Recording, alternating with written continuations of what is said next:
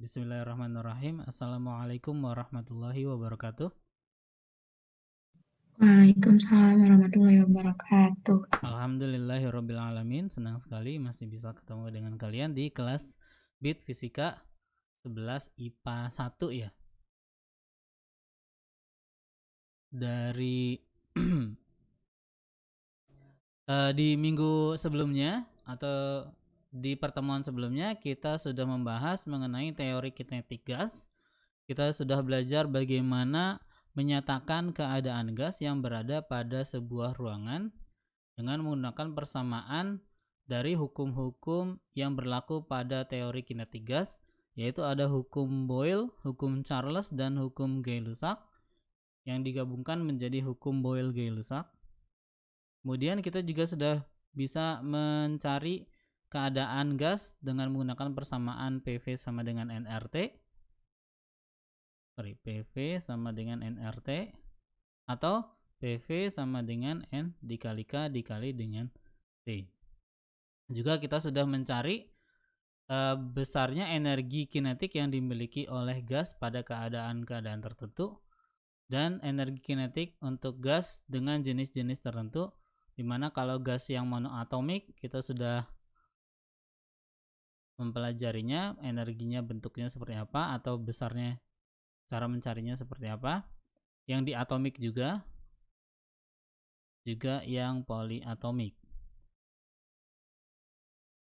Oke, ini materi yang pertemuan kemarin. Nah, hari ini kita akan melanjutkan materi kita masih mengenai gas sebenarnya, tetapi di sini tidak melulu gas secara khusus, tetapi lebih ke secara umum. Di mana materi kita hari ini yaitu tentang termodinamika. Pada bahasan termodinamika itu adalah cabang ilmu fisika yang mempelajari panas dan suhu atau temperatur serta hubungannya dengan energi dan gerak. Jadi termodinamika itu pada intinya adalah membahas bagaimana energi panas dapat mengalir dari satu benda ke benda yang lainnya.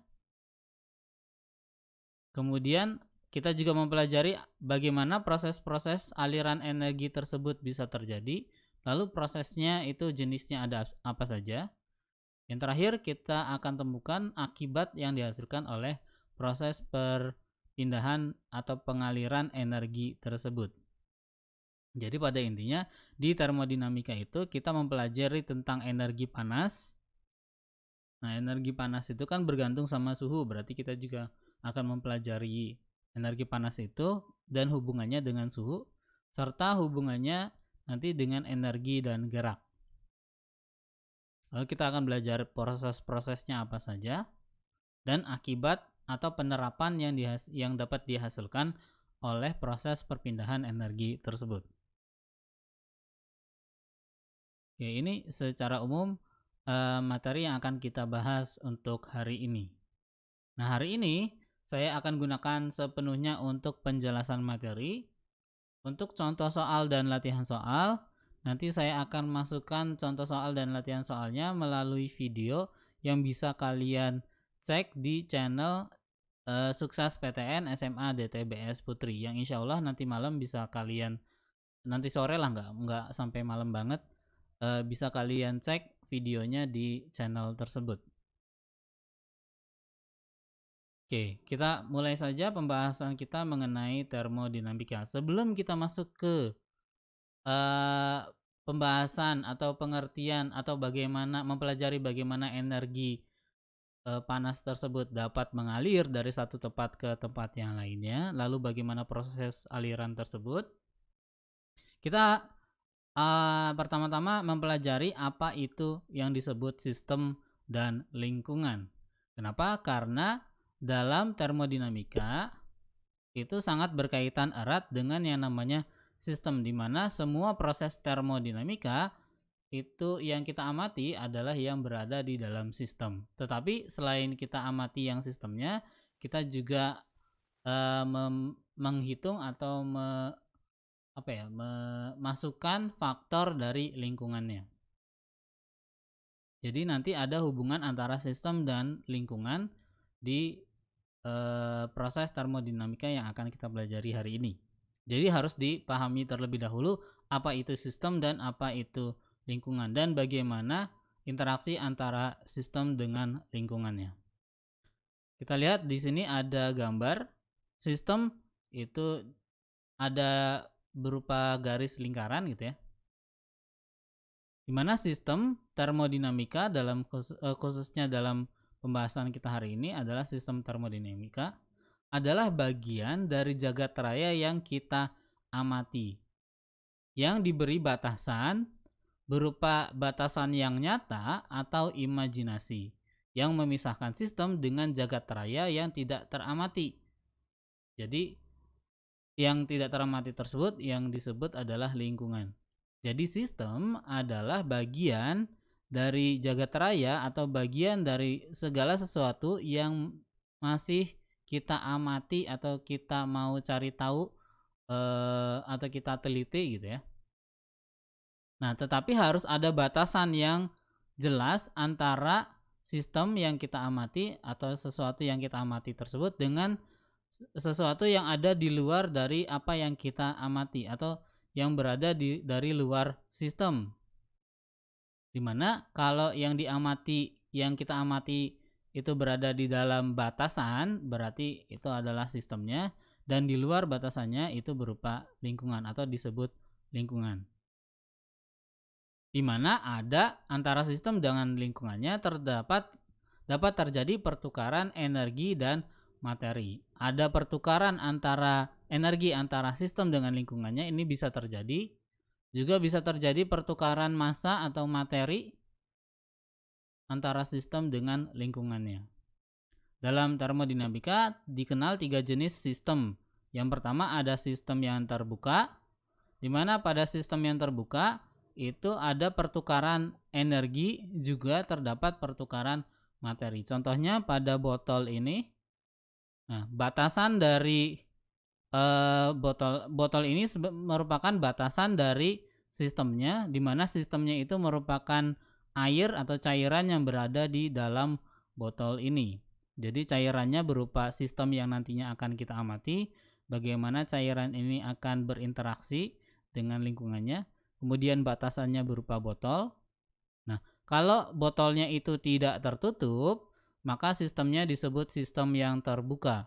Maksudnya gimana? Maksudnya ketika ada selain ada aliran energi atau pertukaran energi antara cairan yang ada di dalam botol ini dengan lingkungan yang ada di sekitarnya, juga ada pertukaran massa, di mana kalau misalkan botolnya ini terbuka, maka akan memungkinkan adanya water vapor atau uap air yang keluar atau masuk ke dalam botol atau batasan sistem ini. Jadi ada pertukaran, selain ada pertukaran energi, juga ada pertukaran materi.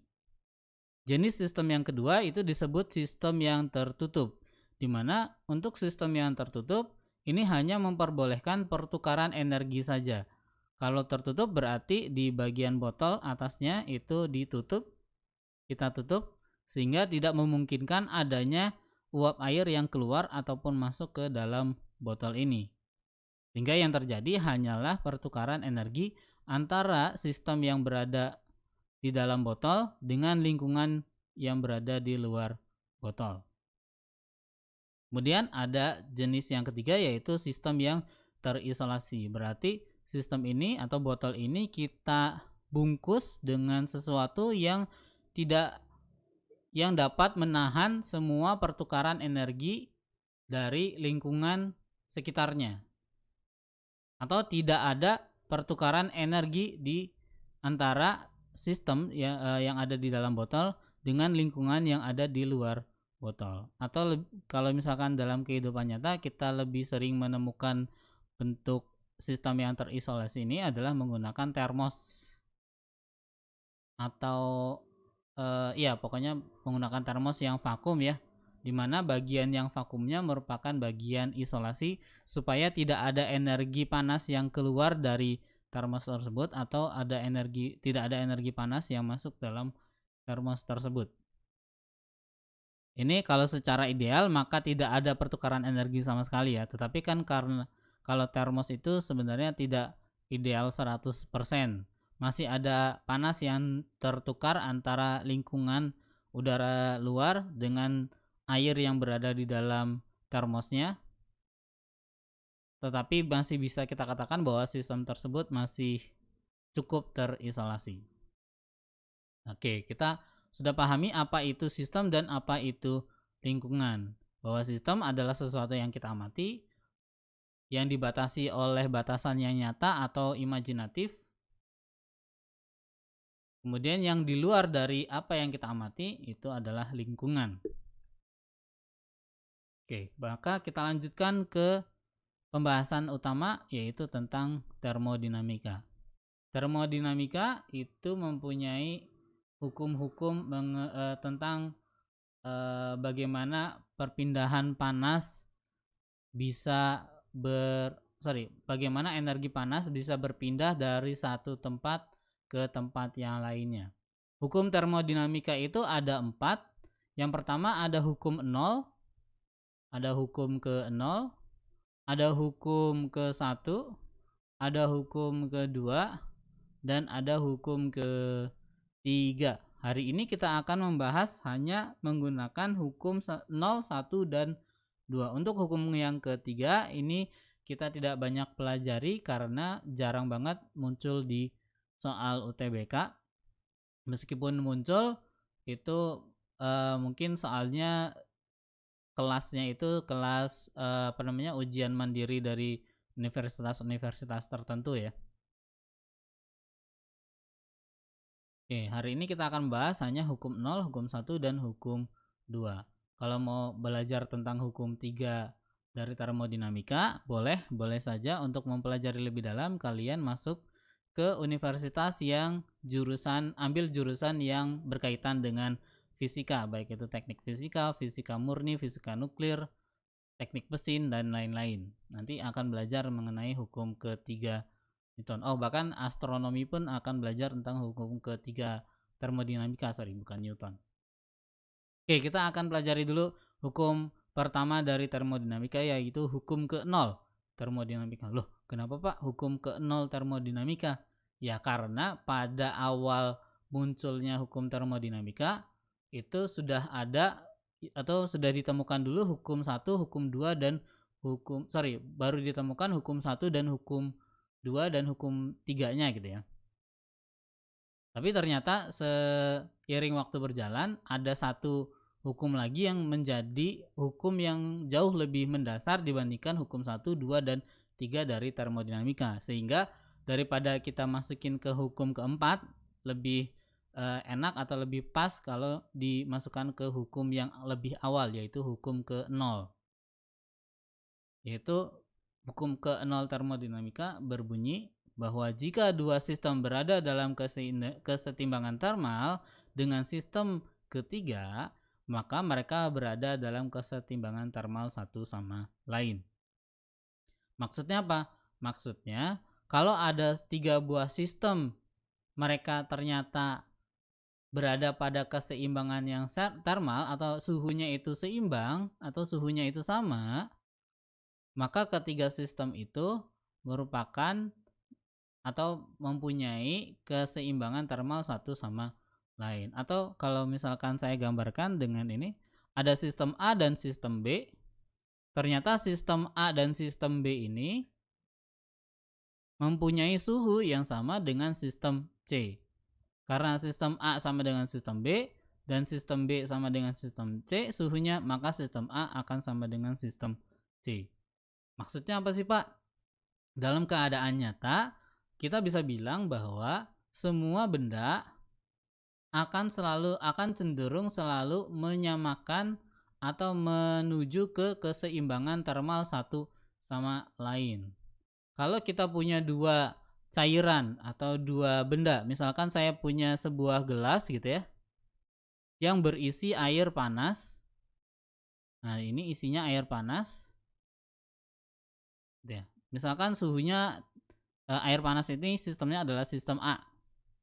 Kemudian saya campur air panas ini dengan air dingin yang air dingin ini berada pada sistem B, di mana suhunya air panas TA, ininya adalah TB. Ketika saya campurkan, maka kedua sistem ini atau kedua cairan ini akan sama-sama berusaha untuk mencapai titik keseimbangan termal. Artinya, ketika ditambahkan air yang lebih dingin, maka air panas ini suhunya akan turun, sistem A ini akan suhunya turun, dan air dingin ini suhunya akan naik, sehingga mereka akan ketemu di tengah-tengah, suhunya itu akan ketemu di tengah-tengah menjadi suhu yang berada pada keseimbangan termal, atau mereka itu akan selalu berusaha untuk menyeimbangkan keadaan suhunya atau keadaan termalnya atau keadaan energi panasnya.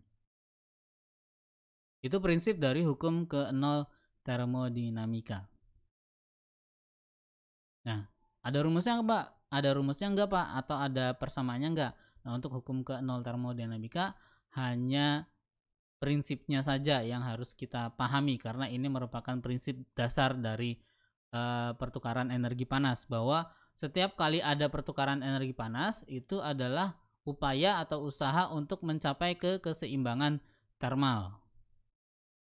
Nah, karena adanya upaya untuk sampai ke keseimbangan termal, maka ada transfer energi panas dari satu benda ke benda yang lainnya, atau muncul adanya perubahan energi panas dari satu benda ke benda yang lainnya. Oke, itu adalah hukum ke-0 termodinamika. Sampai di sini ada pertanyaan? Enggak, Pak. Oke, kita lanjutkan ke penjelasan hukum termodinamika, yaitu hukum selanjutnya, hukum pertama termodinamika. Ini bunyinya adalah energi tidak dapat diciptakan ataupun dimusnahkan, melainkan hanya bisa diubah bentuknya saja. Ini kayaknya udah sering dengar dari zamannya SD ya, bahwa energi tidak dapat diciptakan atau dimusnahkan, tapi hanya berubah bentuk. Nah, mungkin waktu SD atau SMP kalian tidak tahu itu bunyi hukum apa atau hukum kekekalan energi apa, tapi sekarang kalian sudah pahami bahwa bunyi bahwa energi itu kekal, tidak bisa diubah, tidak bisa diciptakan atau dimusnahkan, hanya bisa berubah bentuk, adalah bunyi dari hukum pertama termodinamika. Nah, karena energinya tidak dapat diciptakan atau dimusnahkan, maka hanya membolehkan adanya perubahan bentuk dari satu energi ke bentuk energi yang lainnya. Perpindahan atau perubahan bentuk energi tersebut dalam sistem, ini sistem ya. Perpindahan atau perubahan bentuk energi dalam sistem dapat terjadi apabila sebuah sistem diberikan atau dilakukan usaha, diberikan kalor atau melakukan usaha. Nanti kita akan pelajari apa itu diberikan kalor dan apa itu melakukan usaha. Jadi perubahan itu terjadi kalau ada energi yang lain atau ada kalor yang lain atau ada perbedaan antara satu keadaan dengan keadaan tertentu. Misalkan saya punya sebuah gelas yang berisi air panas tadi ya. Oke, sebuah gelas yang berisi air panas gitu. Nah, air panas ini kan punya suhu TA, terus di lingkungannya itu punya suhu, misalkan lingkungannya itu adalah sistem lingkungannya itu ya pokoknya kita ambil lingkungannya ya ini dalam sistem. Nah, karena ada perbedaan antara suhu pada sistem A itu tidak sama dengan suhu pada sistem di lingkungannya, maka mereka akan terjadi pertukaran kalor. Nah, ketika terjadi pertukaran kalor, maka bentuk energi yang berada di dalam sistem ini akan berubah bentuknya. Entah itu jadi bentuknya energi panas, entah itu jadi energi apapun gitu ya. Nanti bergantung dengan kita mengamatinya seperti apa atau kejadiannya seperti apa. Jadi karena adanya perbedaan tersebut, maka muncul perubahan bentuk dari energi. Syaratnya harus ada sesuatu yang berbeda. Oke, dari hukum termodinamika ini, maka kita bisa menerapkan bahwa setiap sistem itu dengan lingkungannya akan saling bertukar kalor dan bertukar usaha. Atau sistem dapat melakukan usaha terhadap lingkungannya, ini yang di luar dari sistem adalah lingkungan ya.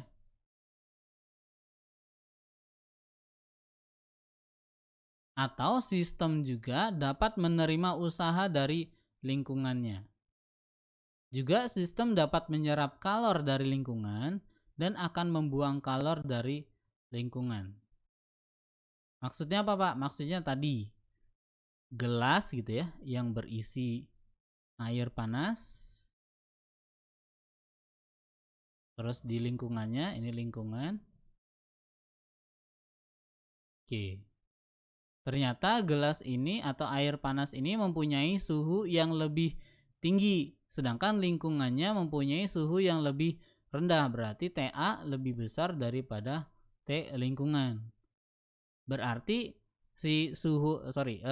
di dalam sistem ini air yang berada di dalam gelas ini atau yang berada di dalam sistem ini mempunyai suhu yang lebih tinggi terhadap lingkungannya. Ini berarti untuk bisa mencapai titik keseimbangan termal, maka gelas atau air yang berada di dalam gelas ini harus mengeluarkan sejumlah energi, yaitu berupa energi kalor, Q gitu ya, kepada lingkungannya. Berarti si airnya ini nih mengeluarkan energi terhadap lingkungannya. Berarti dia kalornya atau mengeluarkan sejumlah kalor terhadap lingkungannya atau melepaskan sejumlah kalor terhadap lingkungannya. Supaya apa? Supaya pada akhirnya suhunya air yang ada di dalam gelas itu sama dengan suhu dari lingkungannya. Nah, efek dari ketika air mengeluarkan sejumlah kalor atau supaya airnya bisa mengeluarkan sejumlah kalor dari dalam sistemnya, maka air tersebut harus butuh atau membutuhkan sejumlah usaha. Nah, ini air tersebut akan menyerap sejumlah usaha dari lingkungan. Jadi tidak serta-merta tiba-tiba kita punya atau kita ambil airnya ini dingin tapi nggak usah kita apa-apain, tapi ternyata harus ada sejumlah usaha yang diserap oleh sistem dari lingkungannya supaya sistem ini bisa mengeluarkan sejumlah energi atau sejumlah kalor, melepaskan sejumlah kalor ke lingkungannya. Ini kejadiannya kalau misalkan si airnya ini suhunya lebih tinggi daripada suhu lingkungannya. Gimana kalau misalkan airnya jauh lebih dingin atau suhunya lebih rendah dibandingkan dengan suhu lingkungannya? TA lebih kecil daripada suhu lingkungan. Nah, ketika suhu air lebih kecil daripada suhu lingkungan, maka si air akan menyerap sejumlah kalor dari lingkungannya supaya pada akhirnya suhu air akan sama dengan suhu lingkungannya. Nah, pada saat yang bersamaan ketika air menyerap sejumlah panas dari lingkungan, air ini akan melakukan usaha atau memberikan usaha terhadap lingkungannya. Nah, usahanya ini bisa kita cek atau bisa kita cari dalam bentuk apa? Misalkan airnya mengubah lingkungannya menjadi berembun atau seperti apa gitu. Nah, di mana keadaan energi atau perubahan keadaan energi yang berada di dalam sistem itu dilambangkan dengan delta U. Ini belum ada ya, delta U adalah perubahan keadaan energi dalam sistem. Oke. Maka energi yang berada di dalam airnya itu bentuknya atau ada perubahan keadaan. dari energi yang berada di dalam sistem. Besarnya perubahannya tersebut bisa kita cari dengan menggunakan persamaan Q dikurangi dengan W. Atau kalau kita mau mencari besarnya kalori yang dibutuhkan untuk merubah energi dalam sistemnya, itu maka kita gunakan persamaan Q atau besarnya kalor sama dengan perubahan energi di dalam ditambahkan dengan usaha yang diberikan oleh sistem terhadap lingkungan. Di mana ada tanda positif dan negatif untuk menandakan bahwa kalau positif untuk Q yang positif, maka sejumlah kalor harus diserap oleh sistem dari lingkungannya. Sedangkan kalau Q-nya negatif, maka ada kalor yang dilepaskan. Kebalikannya, kalau misalkan W-nya positif, maka usahanya tersebut dilepaskan. Kalau W-nya negatif, maka usahanya tersebut diserap. Ini W positif itu berarti dilepaskan. Berarti ini diserap. Kalau Q-nya negatif berarti dibuang atau dilepaskan. Kalau Q-nya positif berarti diserap. Dari persamaan ini, maka bisa jadi atau bisa kita dapatkan bahwa delta U-nya bernilai negatif. Nah, ketika delta U-nya bernilai negatif atau negatif delta U, maka kejadiannya adalah energi dalam sistemnya, dalam sistem itu turun. Turunnya energi dalam sistem itu ditunjukkan dengan turunnya suhu atau temperaturnya turun. Temperatur sistem turun. Sedangkan kalau tandanya positif berarti delta U-nya naik atau energi dalam sistem naik, ditandai dengan naiknya temperatur atau suhu dari sistem tersebut. Contohnya di sini kalau misalkan tadinya suhunya lebih tinggi kemudian suhunya turun ya, jadi lebih rendah terhadap lingkungannya, maka di sini delta U-nya jadi negatif.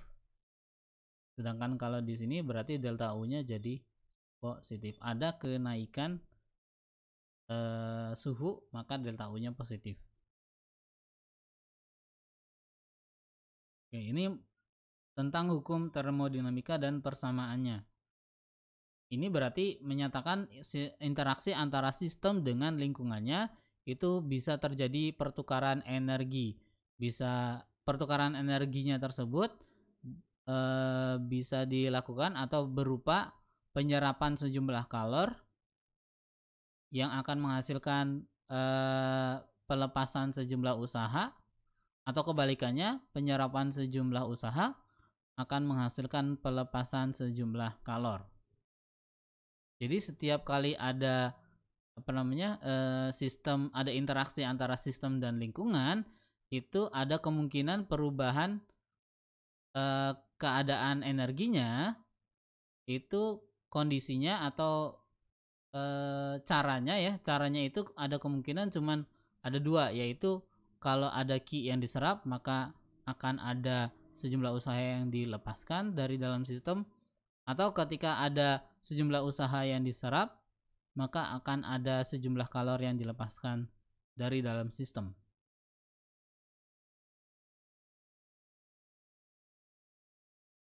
Oke, sebelum ke proses termodinamika, mengenai hukum 1 termodinamika, apakah ada pertanyaan?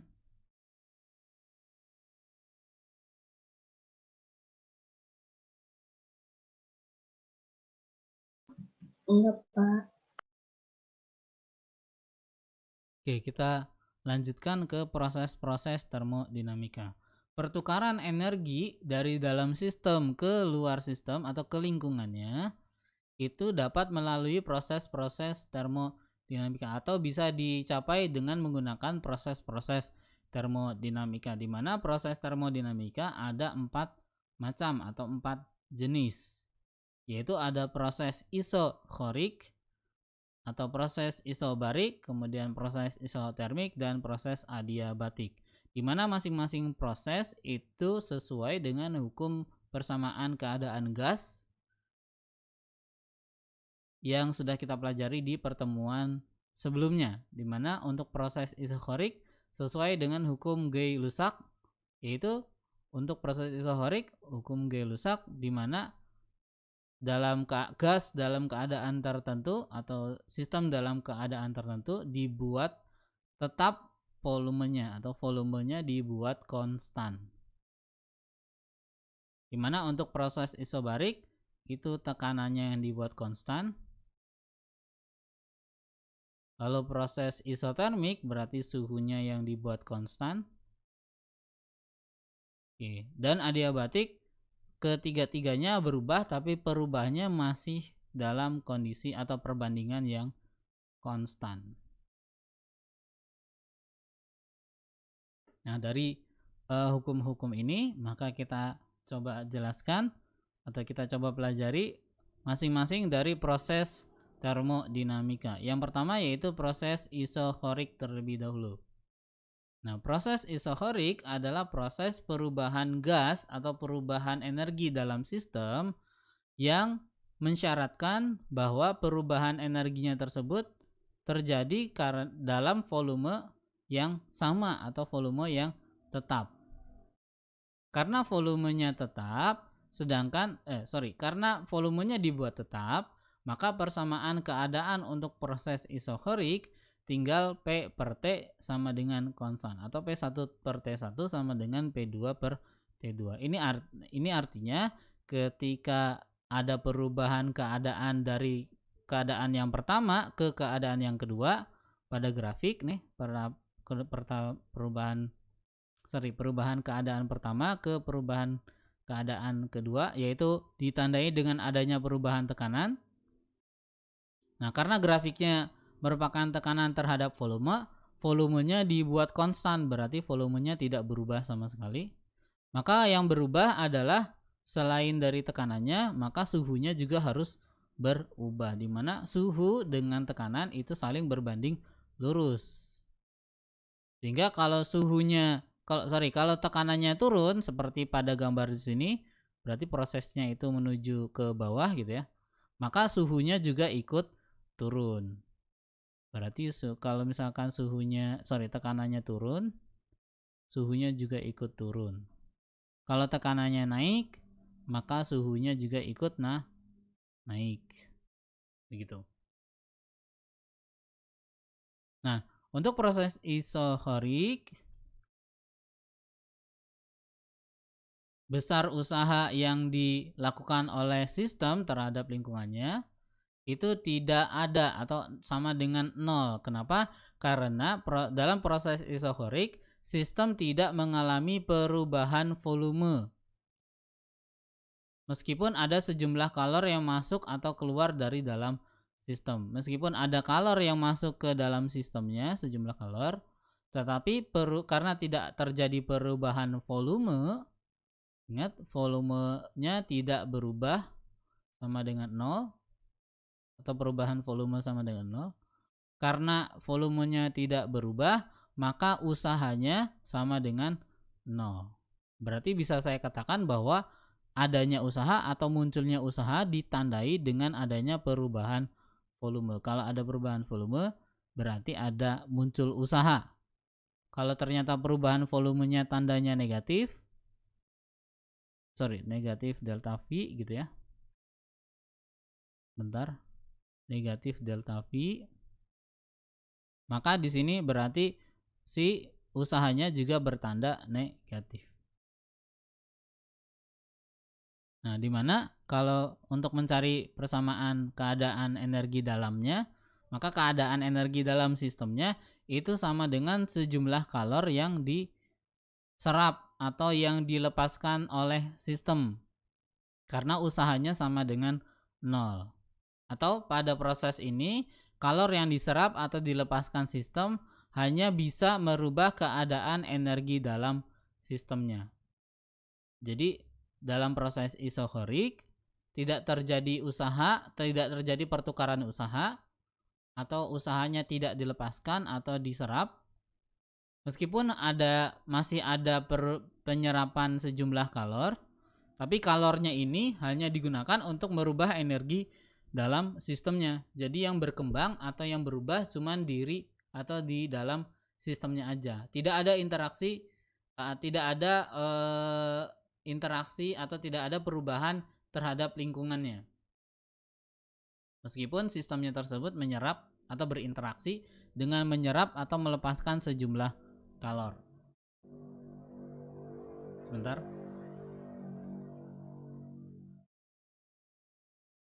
Oke, ini merupakan proses isohorik. Ingat bahwa pada proses isohorik tidak terjadi perubahan volume, oleh karena itu usahanya sama dengan 0.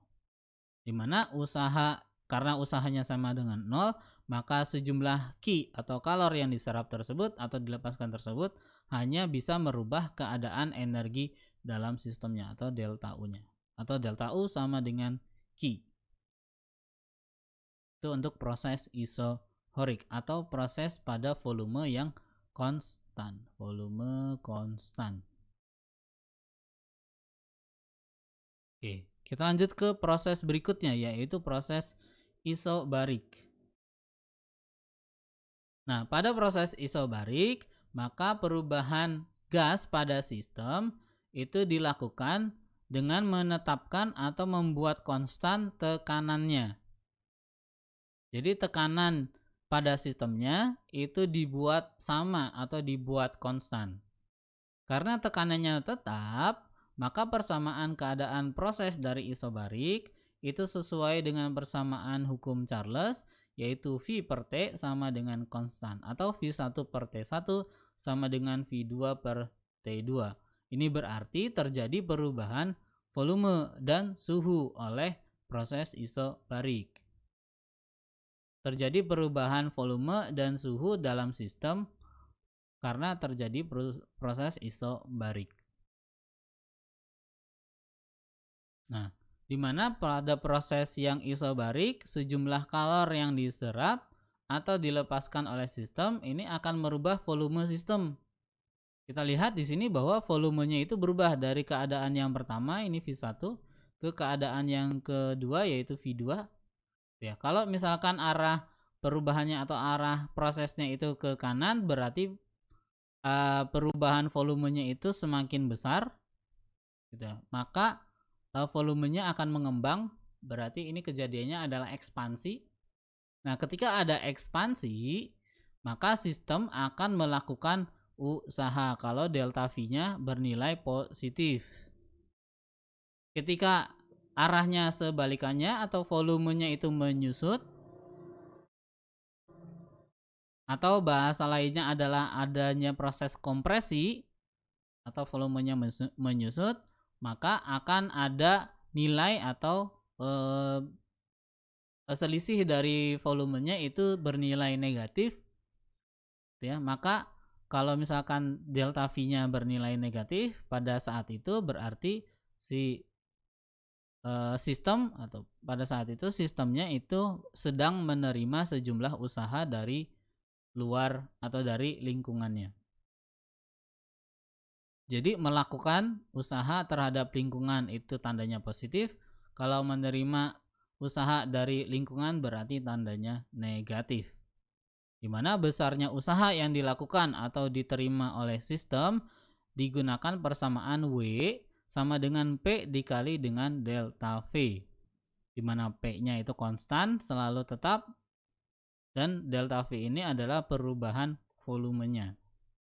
W adalah besarnya usaha, satuannya adalah joule, P-nya itu adalah tekanan sistem, satuannya adalah Newton per meter persegi, atau boleh juga pakai Pascal, atau mau pakai ATM boleh, tapi 1 ATM itu sama dengan 10 pangkat 5 Pascal. Jadi satuan internasionalnya itu pakai Pascal atau Newton per meter persegi. ATM itu bukan satuan internasional. V2 dan V1 atau delta V adalah perubahan volume dari sistem. Satuannya adalah meter kubik, satuan internasionalnya. Nah, karena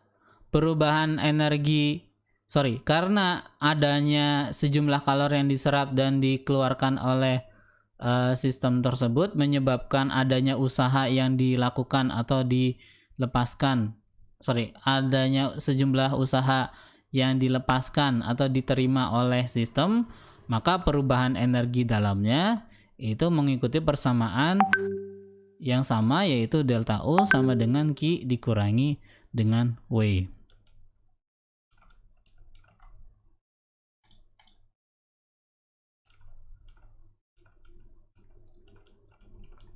Sampai di proses isobarik ada pertanyaan?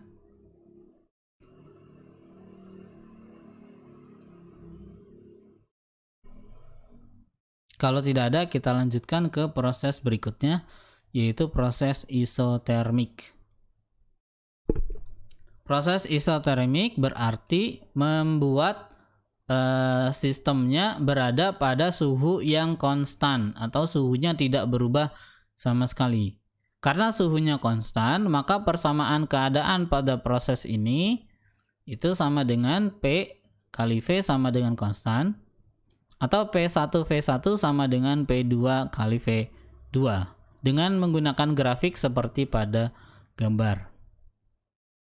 Jadi grafiknya itu melengkung ya, dimana P1V1 itu harus sama dengan P2V2 untuk grafik atau untuk proses yang isotermik. Ini adalah syarat untuk menentukan apakah proses tersebut isotermik atau bukan. Kalau ternyata P1 dan V1-nya tidak sama dengan P2 kali V2, maka prosesnya bukan isotermik. Nanti akan saya jelaskan kalau P1 V1-nya tidak sama dengan P2 V2 pada proses berikutnya.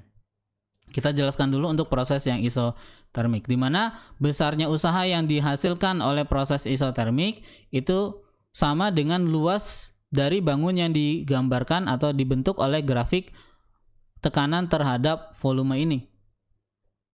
Nah, karena di sini ada garis melengkung, maka pakai persamaan kuadrat. Kalau kalian sudah belajar tentang turunan dan integral, maka kalian bisa langsung menggunakan persamaan integral untuk mencari luas dari grafik yang dibentuk ini.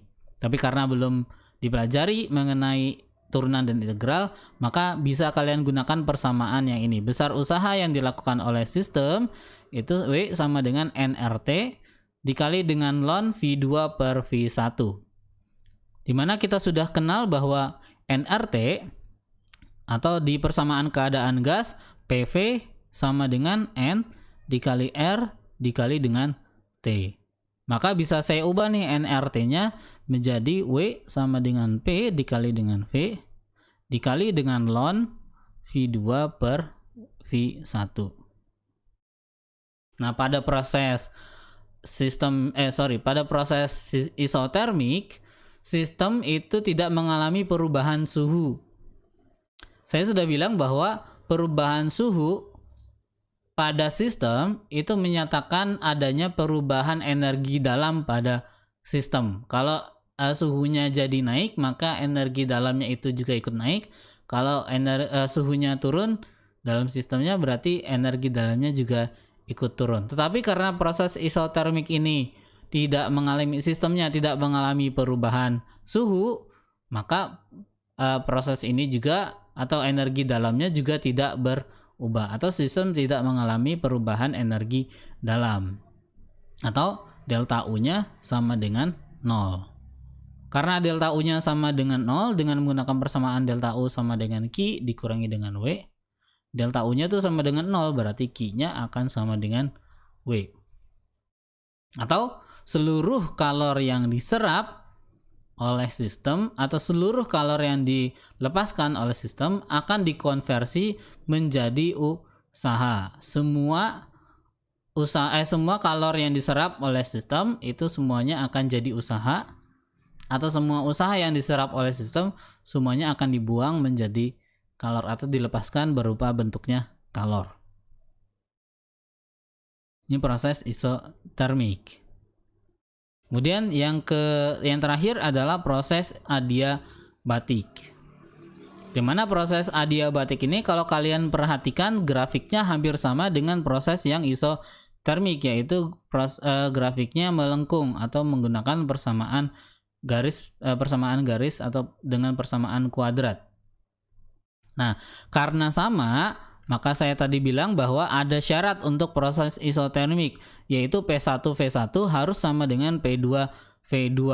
Kalau P1V1 sama dengan P2V2, maka prosesnya bentuknya adalah isotermik. Tetapi kalau tidak sama, P1V1-nya tidak sama dengan P2V2, maka prosesnya merupakan proses adiabatik, di mana setiap kali ada proses adiabatik, maka tidak ada kalor atau sejumlah kalornya yang masuk atau keluar sistem itu sama dengan 0. Kalau kita bandingkan kelengkungan grafik antara isotermal dan adiabatik, maka adiabatik itu memiliki grafik yang lebih curam dibandingkan dengan grafik isotermal. Kenapa? Karena proses adiabatik hanya bisa terjadi apabila terdapat sekat yang tidak menghantarkan kalor, atau prosesnya itu berlangsung sangat cepat. Jadi proses penyusutan atau pengembangan volumenya itu berlangsung sangat cepat, sehingga grafiknya jadi lebih curam. Dimana untuk proses adiabatik berlaku persamaan keadaan PV pangkat gamma itu sama dengan konstan, atau P1V1 pangkat gamma sama dengan P2V2 pangkat gamma, di mana gamma adalah CP dibagi dengan CV. Saya kasih keterangan di sini bahwa CP di atas ya, CP C besar, adalah kapasitas kalor pada tekanan tetap atau pada P tetap,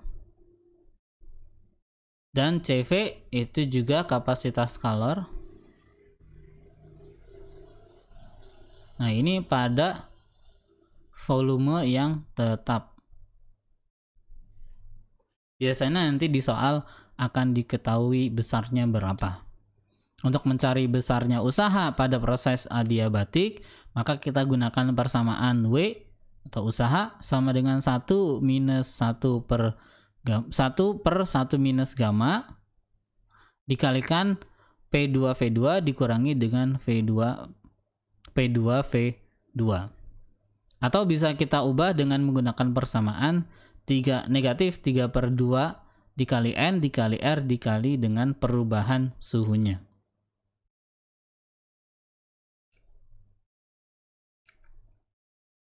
Atau kalau saya rangkum ke 4 proses tadi, maka bisa saya gambarkan menjadi tabel berikut, di mana untuk proses isobarik, maka perubahan keadaan sistemnya atau perubahan energi dalam sistemnya itu sama dengan Q dikurangi dengan W, sedangkan kalor yang diserap itu sama dengan delta U ditambah dengan W, dan besarnya usaha yang dihasilkan adalah P dikali dengan delta V. Sedangkan untuk proses isokorik, maka delta U-nya sama dengan Q pada volume yang tetap. Karena isokorik merupakan proses dengan volume dibuat konstan, sehingga delta U-nya sama dengan Q pada volume yang konstan. Sedangkan besar kalor yang dipakai atau besar kalor yang diserap atau dibuang itu sama dengan perubahan energi dalam, dan usahanya sama dengan 0. Isotermik bisa kalian lihat bahwa perubahan energi dalamnya 0 karena tidak terjadi perubahan suhu. Oleh karena delta U-nya 0, maka besarnya kalor akan sepenuhnya dijadikan usaha, di mana usahanya bisa kita cari dengan menggunakan persamaan nRT dikali ln V2 per V1 atau usaha sama dengan P kali V dikali ln V2 per V1.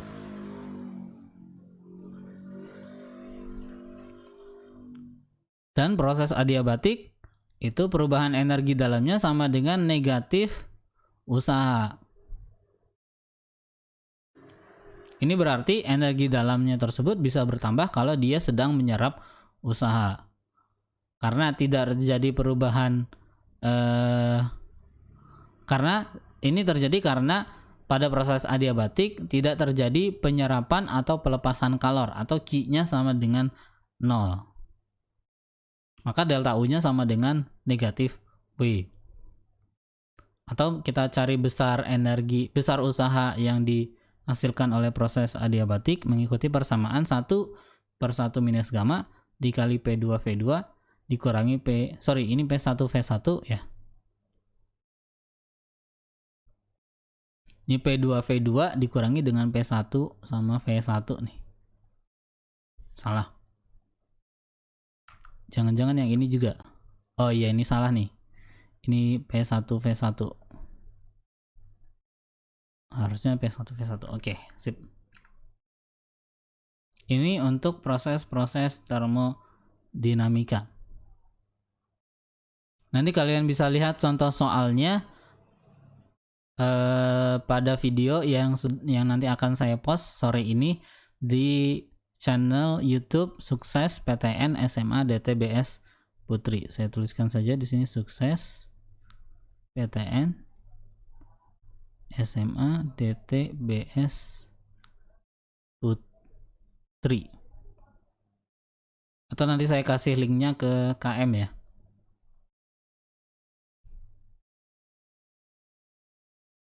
Oke, dari proses-proses ini atau dari hukum termodinamika dan proses-proses ini, maka akibatnya masuk ke dalam hukum 2 termodinamika.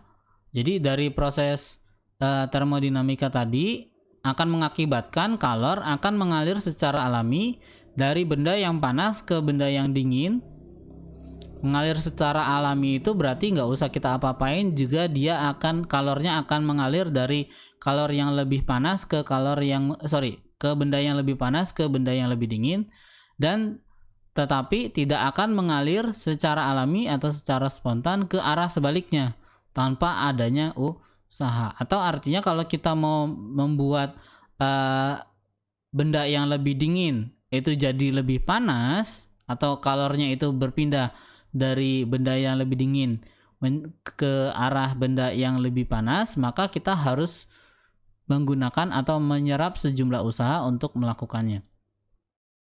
Nah, aplikasinya pada proses termodinamika tersebut berbentuk siklus. Nah, siklusnya itu diterapkan pada mesin-mesin yang menggunakan prinsip hukum termodinamika yang kedua. Yang pertama, mesinnya adalah siklus dari mesin panas atau mesin Carnot.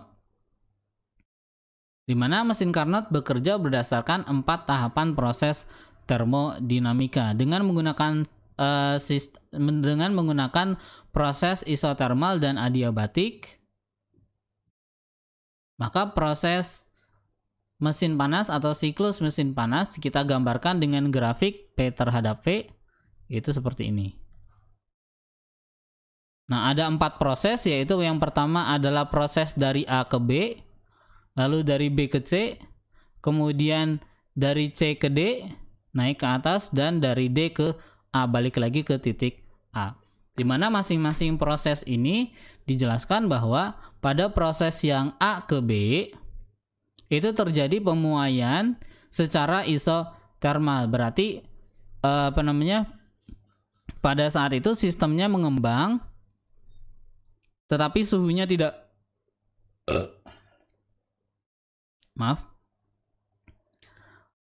sistemnya mengembang tetapi tidak terjadi perubahan suhu atau isotermal. Prosesnya berbentuk isotermal. Karena tidak terjadi perubahan suhu, maka pada saat itu juga akan diserap sejumlah kalor sebesar Q1.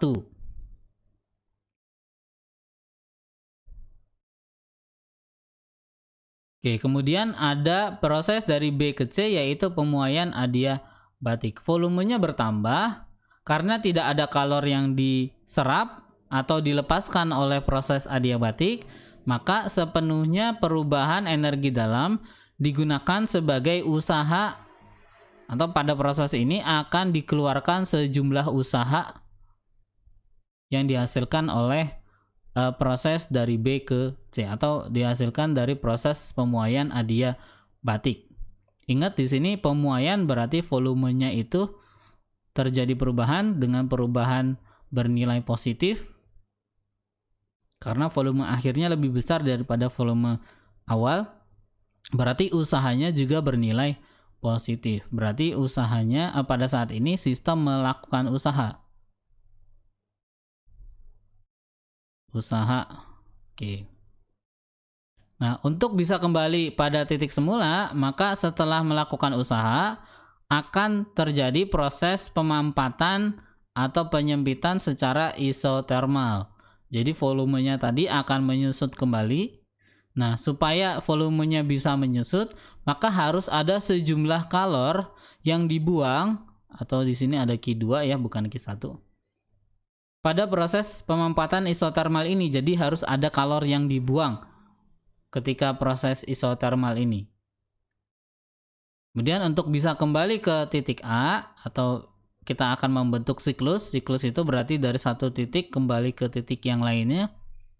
Maka kita lakukan pemampatan secara adiabatik, di mana terdapat sejumlah energi yang dimasukkan atau yang diserap oleh sistemnya ke dalam, diserap sejumlah usaha oleh sistemnya dari lingkungan, sehingga prosesnya bisa kembali ke titik A, di mana besar usaha atau yang dilepaskan atau yang dihasilkan oleh mesin Carnot atau yang diserap oleh mesin Carnot itu sama dengan W sama dengan Q1 besarnya kalor yang diserap dikurangi dengan besarnya kalor yang dilepaskan oleh mesin Carnot. Saya kasih keterangan di sini W sama dengan usaha yang dihasilkan mesin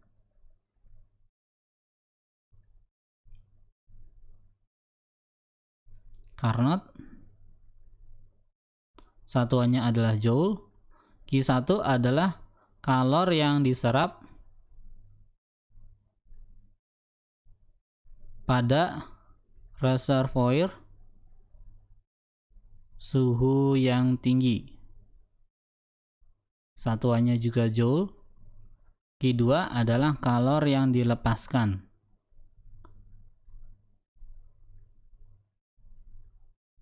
pada reservoir suhu rendah. Satuannya joule. Ingat, kalau di mesin panas Q1 adalah kalor yang diserap dan Q2 adalah kalor yang dilepaskan. Untuk mesin panas atau mesin Carnot. Nah, pada siklusnya atau pada keadaan nyatanya ini bentuknya atau prosesnya seperti ini. Di bagian atas atau ketika sejumlah kalor diserap pada tungku yang di atas gitu ya. Nah, tungku atas ini suhunya itu memiliki suhu yang lebih tinggi dibandingkan dengan tungku yang ada di bawah. Maka sejumlah kalor itu diserap atau Q1 masuk ke dalam sistem. Sini sistem dari mesinnya ya, sistem dari mesinnya.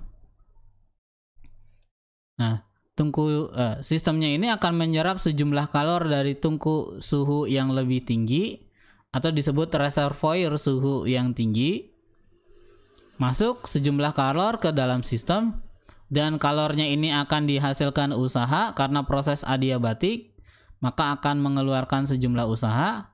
Nah, selagi dia mengeluarkan sejumlah usaha, maka sisanya atau sebagian dari kalor yang diserapnya tadi akan keluar sejumlah kalor yang dilepaskan ke tungku dengan suhu yang lebih rendah.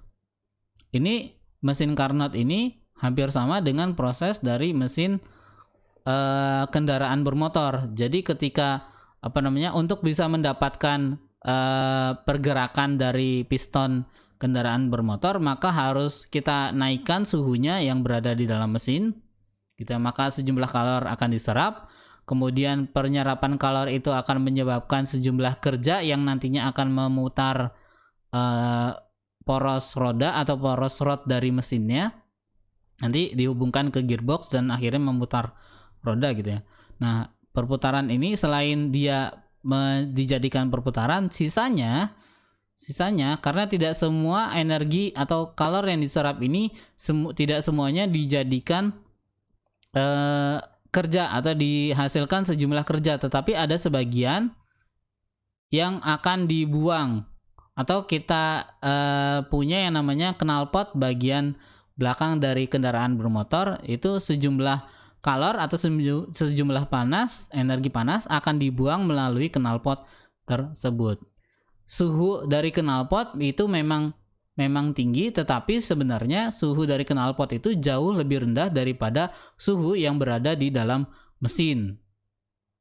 Sehingga suhunya itu termasuk adalah suhu yang lebih rendah. Ingat bahwa di sini Q1 di sini berarti pada mesin panas atau mesin Carnot, di sini Q1 berarti menyerap, Q2 berarti melepas.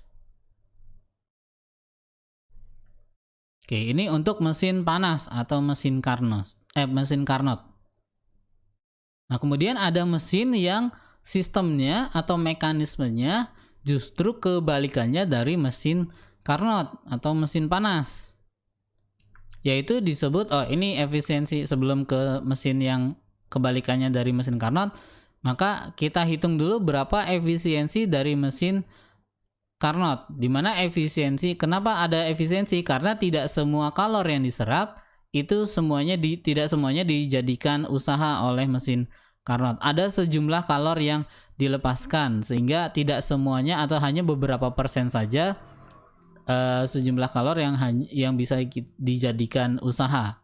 Oleh karena itu, setiap mesin Carnot pasti punya efisiensi. Dimana besarnya efisiensi dari mesin Carnot itu sama dengan besarnya usaha yang dihasilkan dibagi dengan kalor yang berada pada suhu yang tinggi. Ini Q T itu berarti kalor yang berada pada suhu yang tinggi. Q_T berarti kalor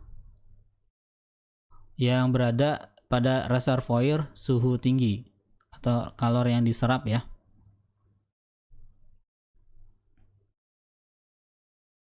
Yang diserap pada reservoir suhu tinggi. Atau di gambar yang sebelumnya saya tandai atau saya namakan sebagai Q1. Boleh jadi Q suhu tinggi, boleh. Q1 juga boleh. Kemudian di situ ada QR atau saya namakan di gambar yang lainnya ada Q2 atau sama dengan QR, kalor yang dibuang pada reservoir suhu yang rendah. Ini sama-sama satuannya joule.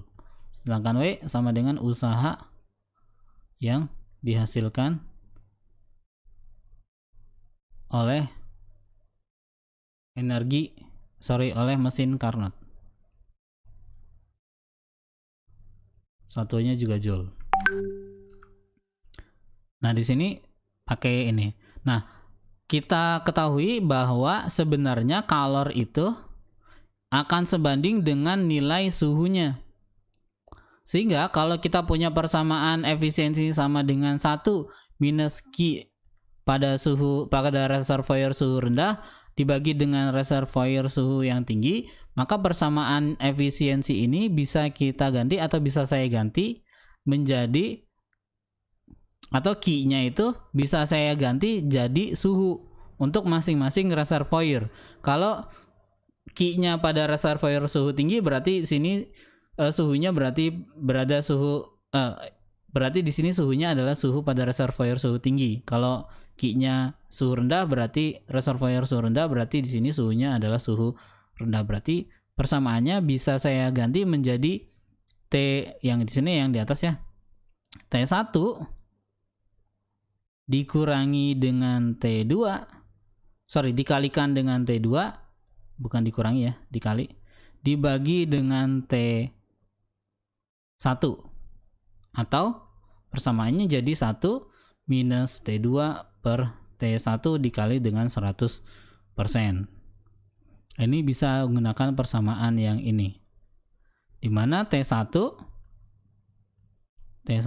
itu merupakan suhu tinggi, itu suhu pada reservoir suhu tinggi. Satuannya harus kita jadikan Kelvin, atau harus kita gunakan Kelvin. Sedangkan TR adalah suhu pada reservoir suhu rendah. Satuannya Kelvin juga. Jadi mesin Carnot itu selalu bekerja pada 2 titik suhu. Yang pertama ada suhu tinggi dan ada suhu yang rendah. Jadi setiap mesin Carnot itu selalu mempunyai pasangan suhu tinggi dan suhu yang rendah. Oke. Ada mesin, kemudian dari mesin yang mempunyai proses kebalikan dari mesin Carnot, yaitu disebut mesin pendingin. Dimana pada mesin pendingin itu sejumlah kalor yang diserap itu justru dari kalor yang dari reservoir yang suhunya lebih rendah, atau reservoir pada suhu lebih rendah, atau T2 di sini. Dan dibuang pada reservoir yang suhu yang panas. Kalau kalian perhatikan mesin pendingin ini contohnya adalah pada refrigerator atau refrigerator, kulkas ya, atau pada air conditioner, di mana refrigerator itu fungsinya atau cara kerjanya adalah di dalam kulkasnya itu udara atau panas yang berada di dalam kotak kulkasnya itu akan diserap oleh mesin dari kulkasnya, kemudian akan dibuang pada bagian belakang dari sejumlah panas yang sudah diserap tadi, akan dibuang pada bagian belakang dari kulkasnya, sehingga bisa kita rasakan bahwa di dalam kulkas itu suhunya dingin, sedangkan di luar kulkas suhunya panas. Atau kalau kalian pegang bagian belakang kulkasnya itu suhunya jauh lebih panas. Nah, untuk bisa mengalirkan panas dari suhu yang lebih dingin ke suhu yang lebih tinggi, maka diperlukan sejumlah usaha, atau usaha usaha itu diperlukan atau diserap oleh sistemnya dari lingkungan. Atau pada kulkas atau generator atau AC air conditioner itu usahanya diambil dari listrik di lingkungannya. Nah, untuk setiap mesin pendingin, maka masing-masing mesin pendingin punya yang namanya koefisien kinerja, atau sama aja kayak efisiensi dari mesin Carnot tadi, tapi bedanya ini adalah fungsi kerja dari mesin pendingin, dimana besarnya fungsi kerja dari mesin pendingin itu sama dengan QT atau kalor yang berada pada suhu yang tinggi atau kalor yang dibuang dibagi dengan besarnya kerja yang diserap oleh mesin tersebut. Saya kasih keterangan di sini. Kp adalah koefisien kinerja mesin pendingin. Nah, koefisien kinerja ini nggak punya satuan, jadi nggak usah kita tuliskan gitu ya. QT adalah kalor yang dibuang pada reservoir suhu tinggi. Satuannya joule. Kemudian QR dulu, itu kalor yang diserap pada reservoir suhu rendah.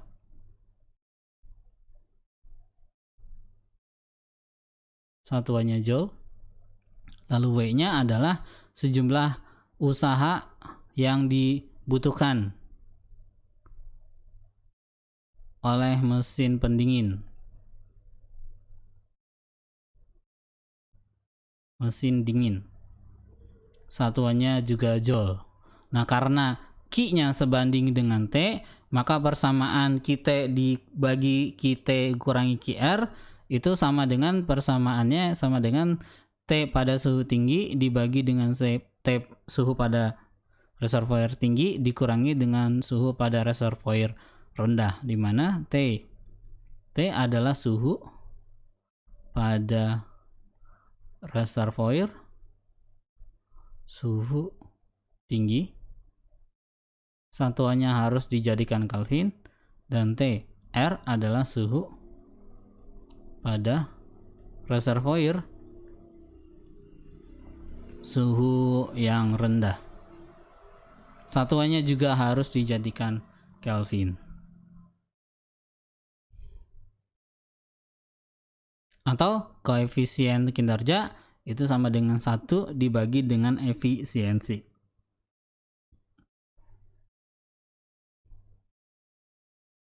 Oh, ternyata sudah habis materi kita hari ini. Nah, untuk latihan soalnya tadi sudah saya informasikan bahwa nanti untuk latihan soalnya dan contoh soalnya bisa kalian lihat pada channel YouTube SMA DTBS Sukses PTN SMA DTBS Putri. Silakan ditonton. Kalau mau menambah latihan soal yang lainnya itu bisa kalian cari atau bisa kalian lihat melalui channel saya pribadi.